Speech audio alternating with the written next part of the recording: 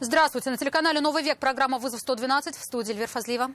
И сегодня мы расскажем об итоге погони автоинспекторов за убегающим водителем на улице Завойского в Казани и возгорании лифта в одном из домов на улице Фучика. Все оповещалось быстро, сирена сработала, нас предупредили спускать. Работой сгоревшего подъемника жильцы были недовольны. Покажем последствия аварии на улице Клары Цеткин. Я не виноват, так что это вот единственное, что я вам скажу. А также задержание 3 человек с только что купленными наркотиками. А давно когда? Редко бывает. Но все вообще тоже. Ну, как сидит. Это и не только. Прямо сейчас. Жители одного из многоэтажных домов на улице Фучика эвакуировались на улицу после сработки пожарной сигнализации. Тревога зазвучала в вечерний час пик. Подъезд стал наполняться запахом гари. На место тут же прибыли все экстренные службы. Да, пожар был. В вечерний час пик в 16-этажном доме сработала пожарная сигнализация. По подъезду стал распространяться запах гари. Весть о пожаре разнеслась по дому почти мгновенно. Все оповещалось быстро, сирена сработала, нас предупредили спускать. Жители все аккуратненько все вышли на улицу. Спускались по лестнице. Во-первых, во время пожара пользоваться лифтом нельзя. Во-вторых, горел как раз один из подъемников. Аппарат, который провод держит, вот он что-то там загорелся.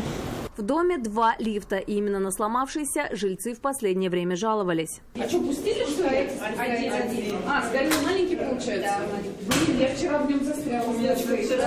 И мы застряли. Жуть такая.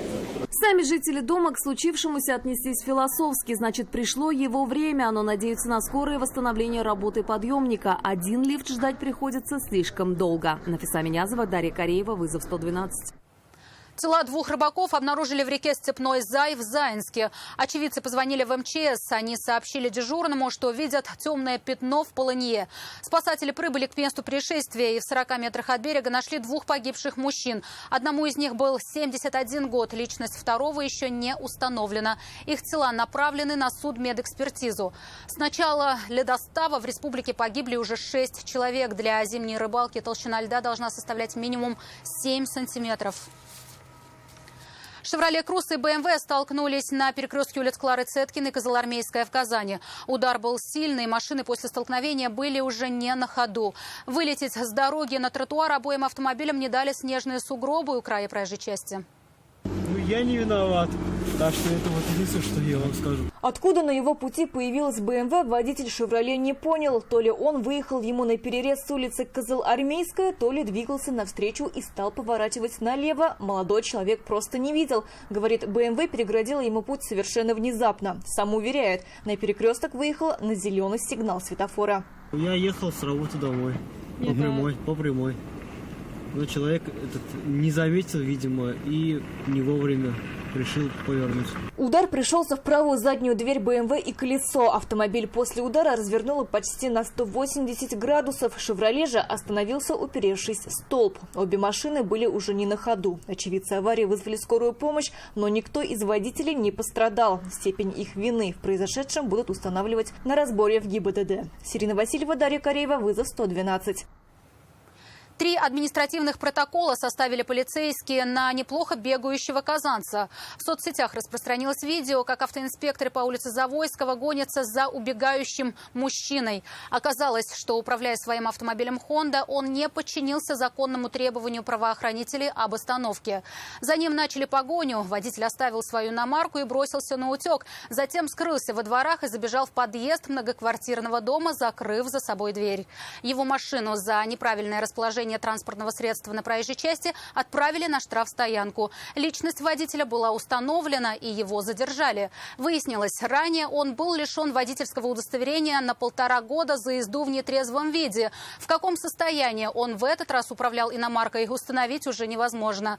По составленным административным протоколам мужчине назначили наказание в виде 8 суток административного ареста. 3 человек, 2 мужчин и 1 женщину задержали автоинспекторы на автозаправочной станции на улице Мира в поселке Дербышки в Казани. Сотрудники ГИБДД увидели, как они перелезали под забором на территорию АЗС со стороны небольшой лесопосадки и решили их досмотреть. При виде инспекторов ДПС один из мужчин выкинул сверток, обмотанный красной изолентой. Сколько отдал? 36. А вес какой там? Ну, перестал. Ему 33 года. Не отрицает, среди ночи приехал вместе с другом и подругой в Дербышки из авиастроительного района специально за этой закладкой. Ближе, говорит, не было. Сверток нашли в небольшой лесопосадке рядом с заправкой. И в тот момент, когда перебирались через забор на территорию АЗС, их и заметили автоинспекторы. При виде сотрудников ГИБДД он выкинул купленное и только что найденное вещество. Рассказывает, из всей компании употребляет только он, причем много лет. А давно употребляет? Редко бывает. Вообще тоже. Ну, как действительно. Признается, хотя все прекрасно понимали, зачем едут на другой конец города, вещество нужно было только ему. Товарищ от химии независим, подруга от этого по мере сил старается ограждать. Не даю. Девушка что-либо рассказывать отказалась. Я не буду давать сказать.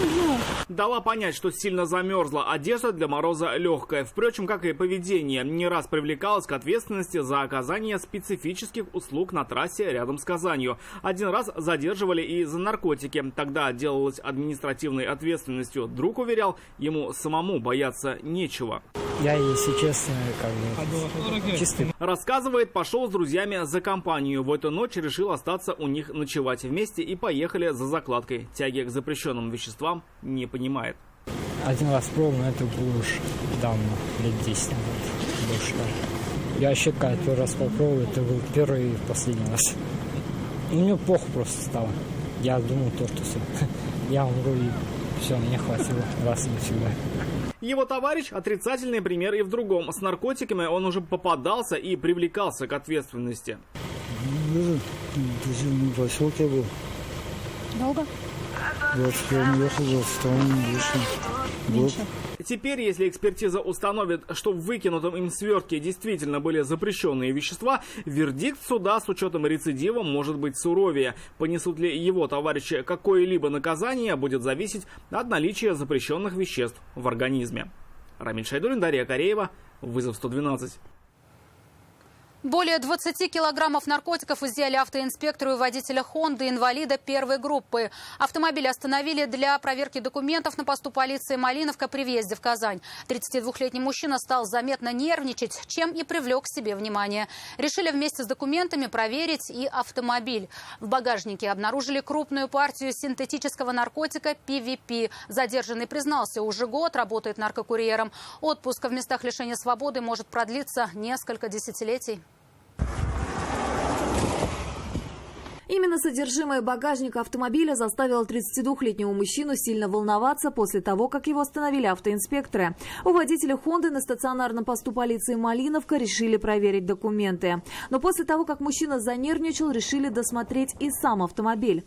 Он житель Приморского края, как признался автоинспектором, забрал наркотики в 200 километрах от Нижнего Новгорода и вез их в Иркутск. Всего в багажном отсеке правоохранители обнаружили более 20 килограммов синтетического наркотика. Экспертиза показала, это PVP. Задержанный признался, уже больше года работает наркокурьером. Его роль заключалась в получении крупных партий наркотиков, расфасовке на более мелкие партии и организации тайниковых закладок на территории городов Сибири. По некоторым данным, задержанный баскетболист-колясочник, бывший игрок Нижегородской сборной. Примерная стоимость изъятого порошка на черном рынке составляет около 60 миллионов рублей. По данному факту следственным отделом муниципального отдела МВД России Верхнеуслонский возбуждено уголовное дело по признакам состава преступления, предусмотрено частью 3 статьи 30, частью 5 статьи 228 прим. 1 Уголовного кодекса Российской Федерации.